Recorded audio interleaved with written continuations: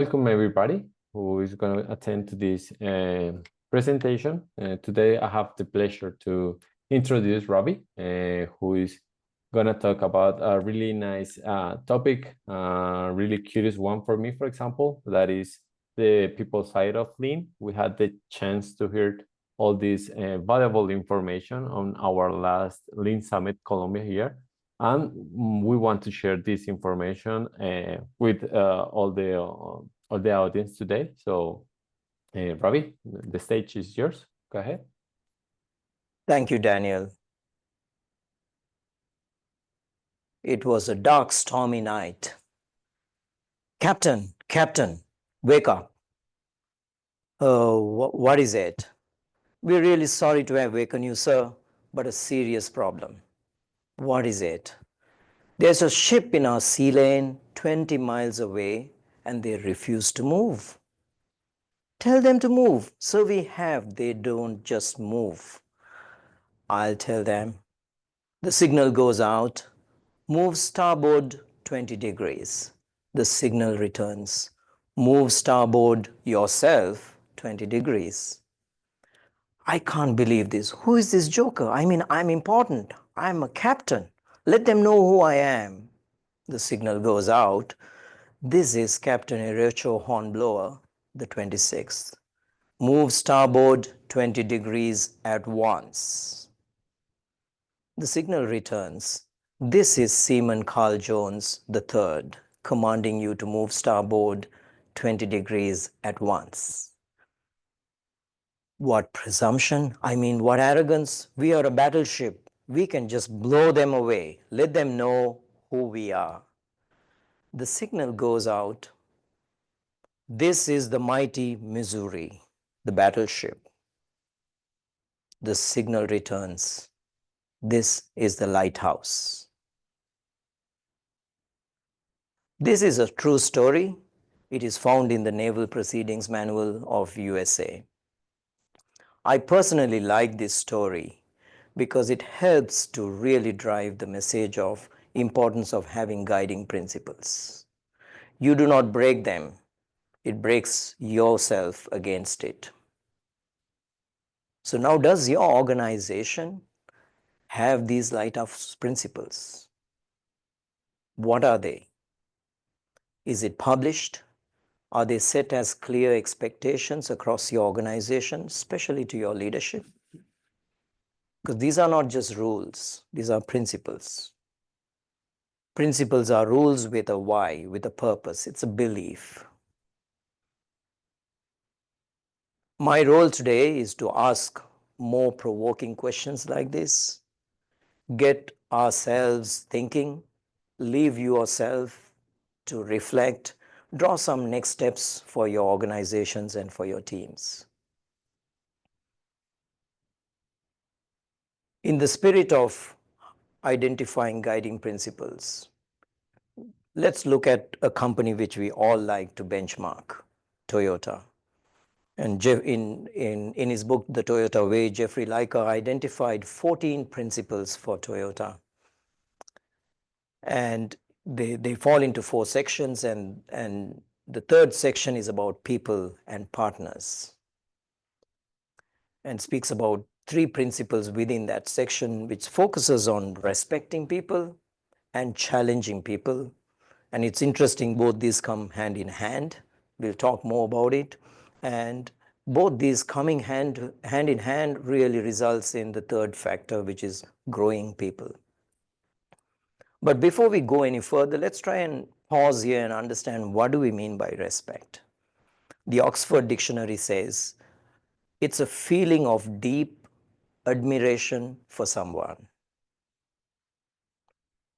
And because of that factor, I really like how the Shingo philosophy talks about it. It talks about respect for individual, hence the change in my slide title. Doesn't talk about people in general, it talks about individuals. How does that show up in your organization, in your team? Respect for every individual, admiration for who they are. How do you feel about your team? when it comes to, do you just respect them in general, or do you really admire them for who they are, what they bring to the table? So what does that mean from an organization point of view? And more importantly, those individuals, how do they feel? And that brings us to the core topic of my presentation today, psychological safety. That's how we want our people to feel, because that's the critical success factor for a high performing team or a high performing organization. Miss Amy Edmondson, or Dr. Amy Edmondson, had done a fantastic amount of research over 2 decades, or more than 2 decades, and she defines psychological safety as a shared belief where people in an environment, in a team, in an organization feel it's okay to take risks, to express ideas and concerns, ask questions, and admit mistakes, all without a fear of negative consequences. Now, this is, as much as it's interesting, it's not easy. It's not challenging to make people feel like that. Why? Because we have our natural human instincts. What are those? Fear of failure. We don't want to fail. In fact, we live in organizations or work in organizations that even outrightly says failure is not an option. Do we feel safe in an environment like that? Because we can't make any mistakes. Desire to get it right first time, delay to seek perfection, tendency to agree with our bosses, our peers, colleagues, diverting blame when things really go wrong, share success, hide problems. Those are natural human instincts. So therefore, it's a challenge. And I have interesting research to share today, which was done by Google, inspired by the work done by Dr. Edmondson. They did this research across the organization, and just to understand Google, we all admire a company like Google, which really believes in data, thrives in data, and looks at every detail possible to make lives better across the globe. And they did this research extensively over a number of years and identified 5 elements where it makes people successful and converts a team into a high performing team. And guess what? Right on top, psychological safety. So what can make the difference? And Dr. Edmondson in her research says it boils down to one key element, not just leadership, inclusive leadership. And it is a very important component. And what does that even mean? Because inclusive leadership really looks at every individual in a team. Now, having this conversation with many leaders in the business world, every time I have this conversation, there is yes, but response. Hey, does this mean we dial back, hug and kiss, and may everybody is happy in an organization? What about performance? What about accountability? Usually when you hold people accountable, they feel a little uncomfortable, feel a little not so safe. So are we going to compromise that? And that's very important question. And Dr. Edmondson's research actually dives right into that topic. And it's a very good body of work. So if you want to read more on this research, her published book is The Fearless Organization, published in 2018, would be a very good reference book to read on this. And she speaks of 4 zones if both these variables are not managed very well: psychological safety and performance accountability. If either of them are not, if both of them are not existent, that becomes that apathy zone, where people generally, you can categorize them as they quit but they still work. So they hang around, get the paycheck end of the month, but not engaged in the business. Sounds familiar? And then there's another zone where people are feeling very safe but not held accountable. That's the comfort zone. Very rarely a commercial organization can thrive in that environment. But most of our organizations are in the quadrant of performance accountability is high, but psychological safety is very low. And that's the anxiety zone. And what happens in that environment? People are always nervous, wondering what's next, stressed out, and extreme would be burnouts. And we hear these stories over and over again. And then you have a zone which is called the learning zone, which both these elements, variables are present. People are psychologically safe, at the same time held accountable. So in today's world, these don't just go together. In fact, they should go together. So how do we get to that type of environment? What is the role of a leader? What is the role of leadership to make that learning zone happen, where people are feeling safe, but at the same time challenged to perform? And that takes me to, in my opinion, what I like to call 4 elements of a leader, a role of a leader. I would even call this the global leader standard work. In whatever leadership roles we play, if these 4 elements are not present in every one of the job descriptions of a leader, of everyone who is listening to this webinar, if these elements are not there, then something is missing, because we are going to lose either psychological safety or accountability. Developing strategy and provide direction, very critical. Second, set standards and ensure standards are followed, accountability. Grow people by fostering a culture of respect. If these 4 elements are not intertwined into our job descriptions, then that's a huge opportunity for us as an organization. So let's look at the problem statement.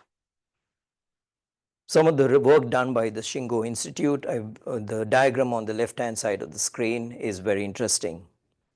We have the continuous improvement silo, if I may call it, where Lean Six Sigma or Six Sigma, all methodologies and tools work in tandem there. That's where we have the product value stream and the information flow, material flow and the information flow, which is called the product value stream. And then you have the people side of things, which is usually managed by a different team in an organization. Human resources or talent management team, and there's always a gap between these two. The operations leaders focus on lead time, delivering on time with quality. That's their key focus. And the HR department is focused on the people. And then the work done by both Shingo Institute and the Toyota organization focuses on people value stream.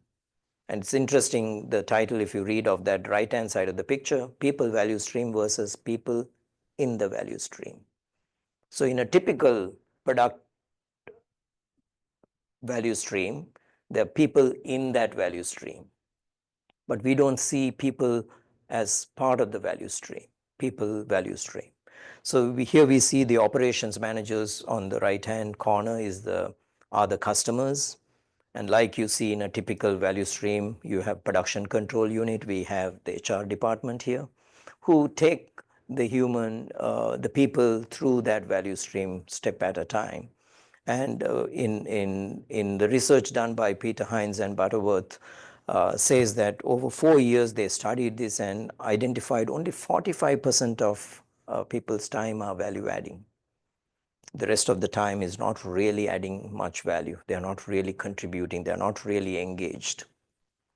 So the Toyota Way Culture book speaks about this as, this is not an opportunity. This gap you see on the right-hand side of the slide is not an opportunity, it's a problem. Because when you call it an opportunity, you have a choice of choosing it or not, going either way.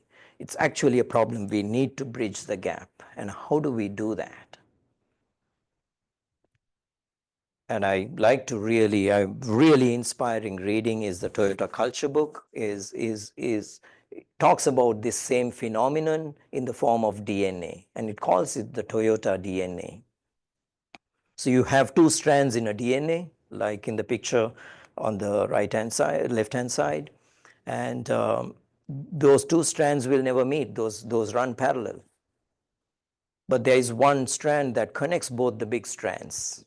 What is that? That's the one that connects. That's the one that bridges that gap. That's the gap we are trying to identify. And in that book, it elaborates that's where people engage. And engagement is only possible through problem solving. Now, we know problem solving cannot happen if problems don't surface. And problems don't surface if people don't feel safe to surface problems. Therefore, if psychological safety is not there, problems are not surfaced, they are hidden, and therefore problem solving will not happen. And if that doesn't happen, that gap will never be bridged. So the question, is problem solving a team sport in your organization? The book asks. If not, it's a serious concern that we need to address, because that gap needs to be filled to get into that learning zone in Dr. Edmondson's research. That learning zone is possible only if psychological safety and accountability culture is there. If not, we will be struggling till we retire. Because every lean zealot I meet with, their aspiration is they are working on developing a problem-solving culture. But if you really talk to them a little more, they are all busy in their value streams, in methods and tools and daily management systems. They're very, very busy with that piece, not really looking at the people side of things. Are we creating a safe environment for people to surface problems? So are we looking at individuals? I've even in this particular slide double dipped into the people value stream, taken it to individual value stream. Every one of us listening to this, where are we on this value stream?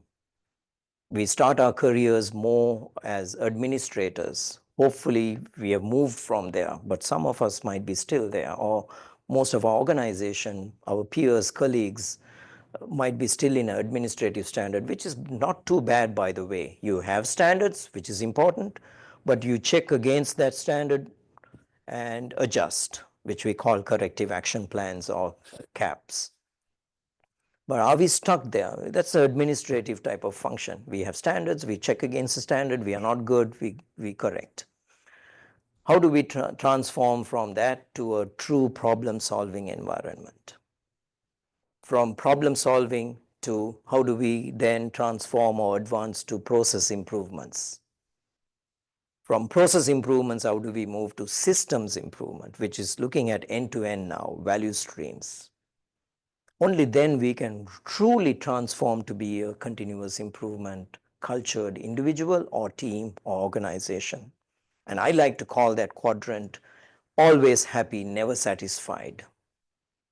So how do we move from administrators to always happy, never satisfied? How do we help our team members, our organization, every individual in our organization to make that transition?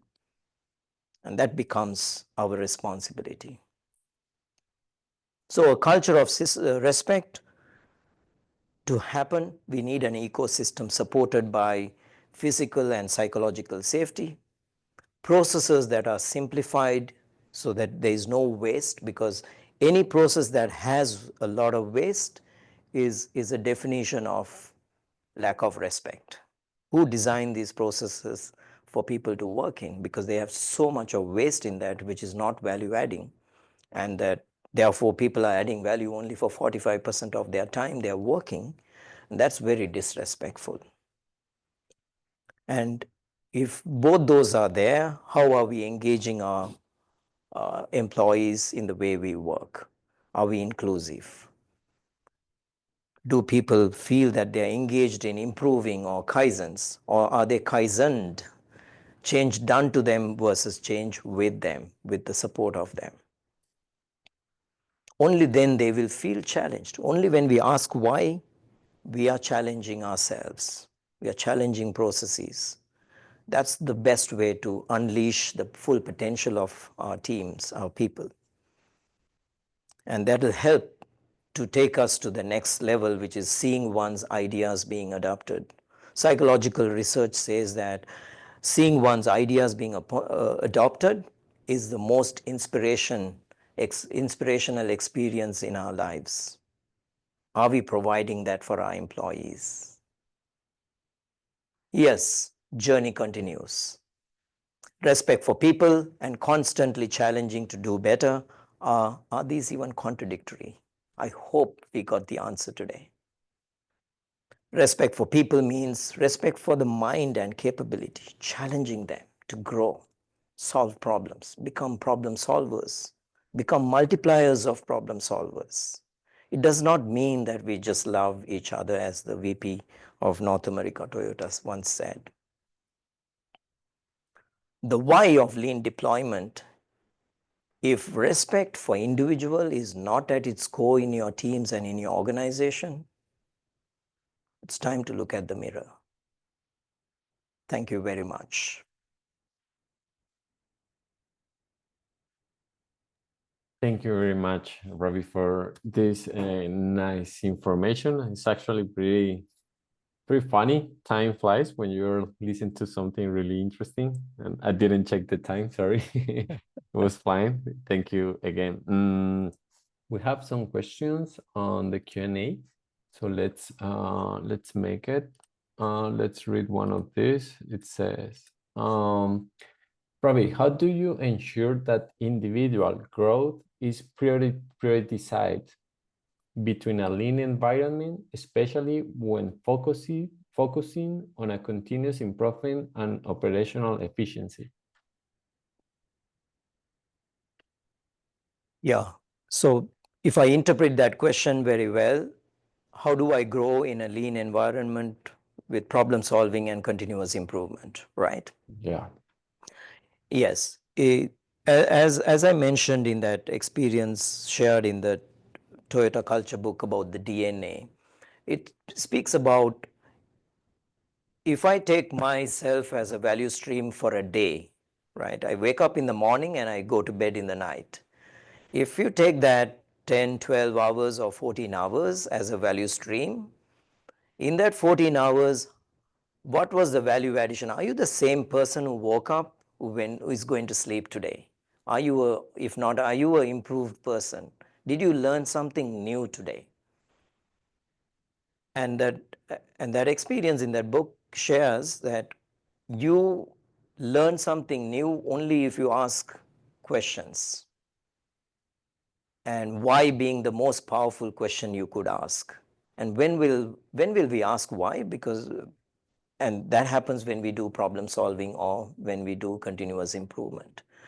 And every problem solving we do, every continuous improvement we do, the chances are high. In my case, it's 100%. I have always learned something new about either the way I ask the question, the way I interact with people, the way I facilitated something, or maybe I didn't plan something in advance to get that better, or I didn't engage with the right people. There's so much we can learn, and that happens only when we do problem solving and continuous improvement, which helps me to grow and helps me to go to bed as a slightly better person than I woke up. That means I've added value to myself and I'm different now, I'm grown. Thank you, Ravi. I will apply that to me, to myself, asking that every day. That's interesting, pretty interesting. Thank you. Okay, we have another one that says, how do you balance the need for operational efficiency with the importance of maintaining psychological safety, especially when dealing with the mistakes or setbacks in the lean processes? Yes, it is a challenge because every time we make a mistake, there is a compromise on the efficiencies, right? And end of the day, we need to deliver business results. Either with the lead time we have, on-time deliveries can affect. I'm talking from operations point of view. It can be applied to hospitals, hotels, in any environment we come from. The challenge is to provide that, and there can be some the importance of applying the principle of go slow to go fast. So when we have to work with multiple teams in an environment, maybe we work in one department at a time to start building that so that the entire value stream is not impacted, or one subsect of a team, so that we give them the environment to make mistakes, feel safe, no problem. And one of the things that can really help is still keep the efficiencies and metrics intact at a value stream level, but you're experimenting, giving an opportunity for parts of the value stream to experiment. Every problem solving, maybe I'm going back to the previous answer, every problem solving is an opportunity to build that psychological safety, because yes, you're going to stop work and solve a problem, but it will drive efficiency because you have come out of the situation with either solving a problem or improving a process. So go slow to go fast. Maybe you slow down a bit, but the improvement has really helped you to get more efficient in the coming days or weeks. Really interesting. Thank you. Okay, we got another one that says, great presentation. How will an organization that show respect for people looks like? Thank you.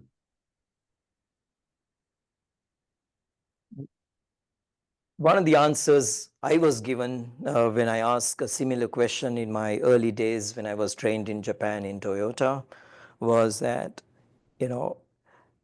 are people happy? How do you know even people are happy in an organization? And I was told, are people smiling with their eyes?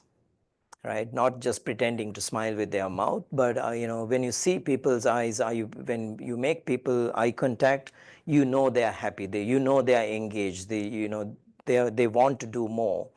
And that's a good way to really assess an organization that is safe, number one.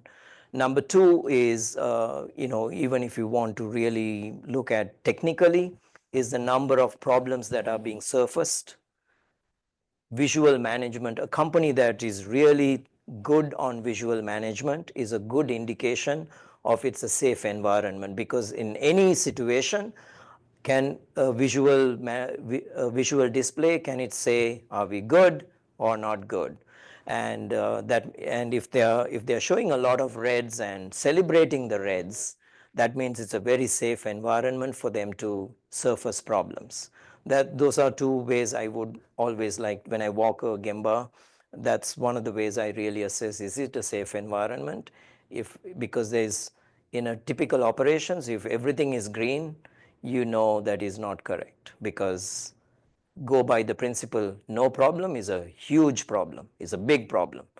You have to have problems because you are working in a normal world with normal human beings, normal imperfect processes, which has a lot of waste. So if there is a graph or a chart that shows everything is green, that is not a good sign. That's a big problem. Okay, Ravi, that was interesting. Yeah. Yeah. Okay. I think we have 1 minute left. Let's try to answer this one. How to change a culture where bullies who get stuff done by gaming KPIs are promoted to even higher roles? How to change the culture where bullies who get stuff done by gaming KPIs are promoted to even higher roles?